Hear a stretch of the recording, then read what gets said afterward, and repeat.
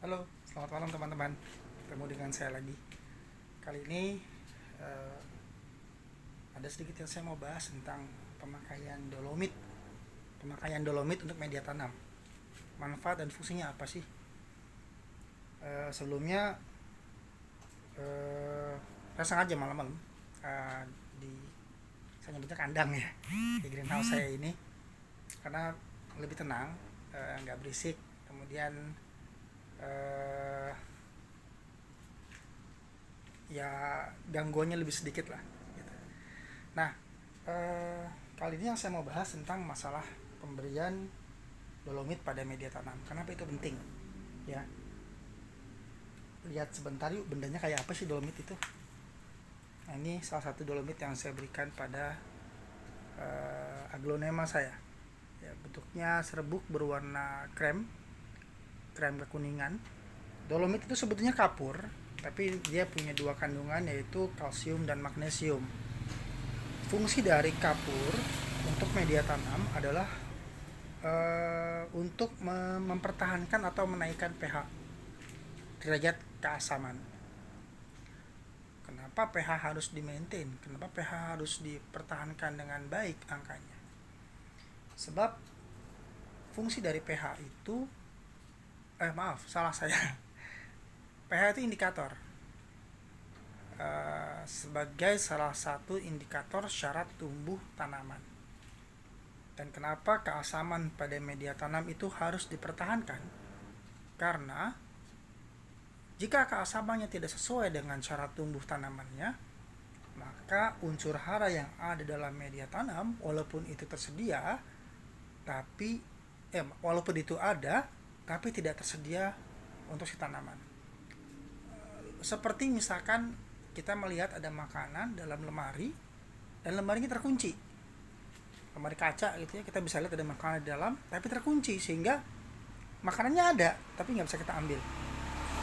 Nah, itu yang terjadi pada tanaman kalau pH medianya tidak sesuai dengan cara tumbuhnya. Maka tanaman akan mengalami kekurangan unsur hara. Bisa pada unsur hara makro, umumnya fosfor dan potasium atau kalium. Potasium dan kalium itu benda yang sama. Kalau unsur hara mikro bisa banyak. Makro selain potasium, fosfor, kalsium juga bisa mengalami hambatan untuk bisa diserap oleh tanaman. Kalau unsur hara mikro biasanya besi, boron, kemudian zinc dan magnesium yang paling sering muncul gejala kekurangannya. Nah, pertanyaan berikutnya, kenapa kok tanaman medianya bisa punya unsur hara yang tidak tersedia buat tanaman? Artinya kan kalau dipupuk nih, walaupun kita kasih pupuk, maka pupuknya itu tidak bisa diserap oleh si tanaman. Ya, karena di antara mekanisme tanaman menambang mineral dari media tanam adalah dengan pertukaran elektron. Jadi tanaman melepas ion hidrogen, kemudian menarik mineral-mineral bermuatan positif ke dalam tubuhnya. Di antaranya amonium, lalu kemudian mineral logam, kalsium, kalium, magnesium, besi, itu semua diserap dalam bentuk kation. Nah, ada yang diserap dalam bentuk ion negatif atau anion, di antaranya fosfor dalam bentuk fosfat, kemudian nitrogen dalam bentuk nitrat, uh, kemudian sulfur dalam bentuk sulfat.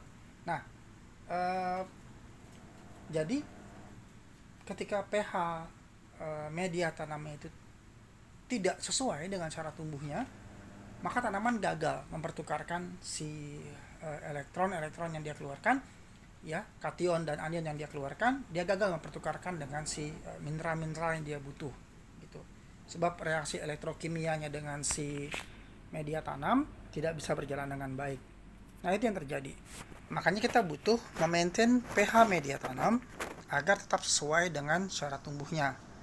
Nah, selain kita menggunakan dolomit untuk mempertahankan pH media tanam, kita juga harus kenal loh media tanam yang kita gunakan dan sifat-sifat mereka seperti apa.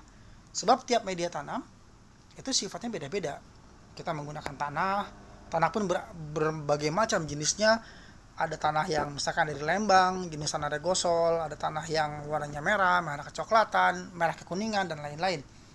Atau misalkan kita menggunakan media tanam yang bukan tanah, bisa sekam mentah yang sudah difermentasi kah, atau sekam mentah yang betul-betul masih mentah, raw material, atau sekam yang sudah dipanggang menjadi arang sekam, atau serbuk sabut kelapa, kita mengenal dengan nama kokopit, atau menggunakan pit moss, atau menggunakan lumut, dan yang lain-lain. Kita harus tahu karakter dan sifat dari masing-masing media tanam agar kita tahu apa yang mesti kita lakukan pada media tanam tersebut agar mereka tetap bisa memberikan support yang baik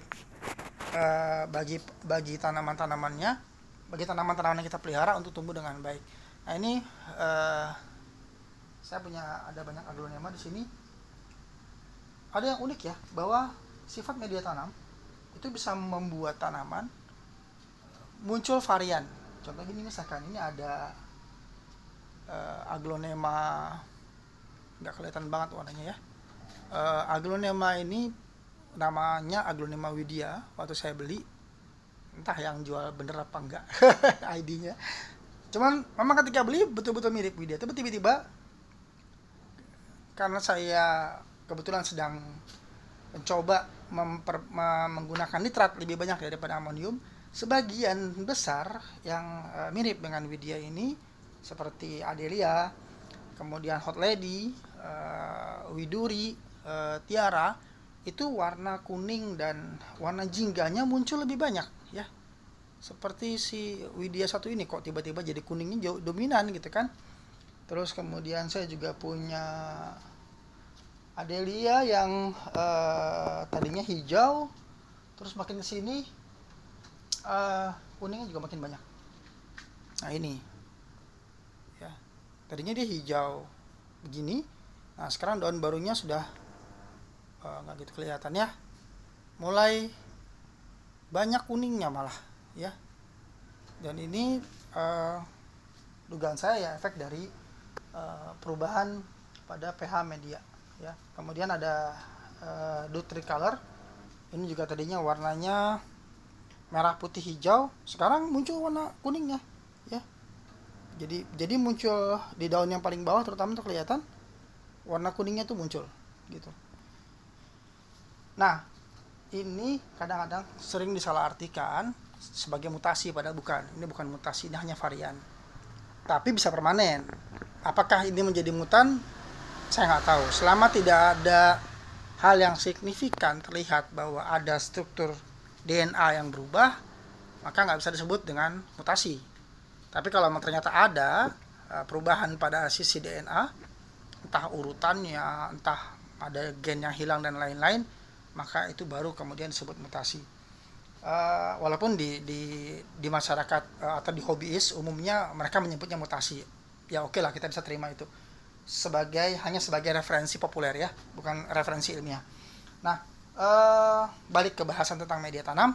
Jadi pentingnya apalagi memaintain pH media itu buat tanaman, selain untuk membuat tanaman tetap terjaga asupan nutrisinya, terutama unsur hara yang tadi saya sebutkan mudah sekali hilang, mudah sekali tidak tersedia bagi tanaman jika kita gagal memaintain pH. Hal yang lain adalah pH yang baik akan membuat tanaman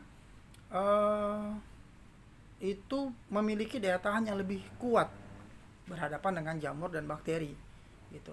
Saya pernah cerita pada video sebelumnya bagaimana tomat yang kekurangan kalsium kena penyakit namanya blossom end rot, atau melon misalkan pecah buah crack. Tomat juga ada yang pecah buah crack, paprika juga demikian. Di aglonema juga terjadi ya.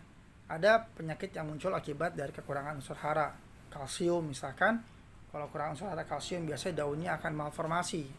Juga dengan boron, kalau disertai dengan kekurangan boron biasa daunnya bukan hanya malformasi tapi ada nekrotik atau jaringan yang mati gitu ya.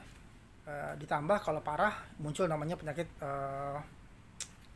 red spot, itu pada alocasia dan pada aglonema juga ada. Yang lebih parah jika kemudian red spot tersebut disertai dengan infeksi sekunder, ya sudah muncullah busuk entah dari fusarium, entah dari erwinia dan lain-lain. gitu. Oke, mungkin itu dulu ya. Eh, saya nggak mau banyak-banyak cerita tentang PH media, nanti kita nyambung di lain kali.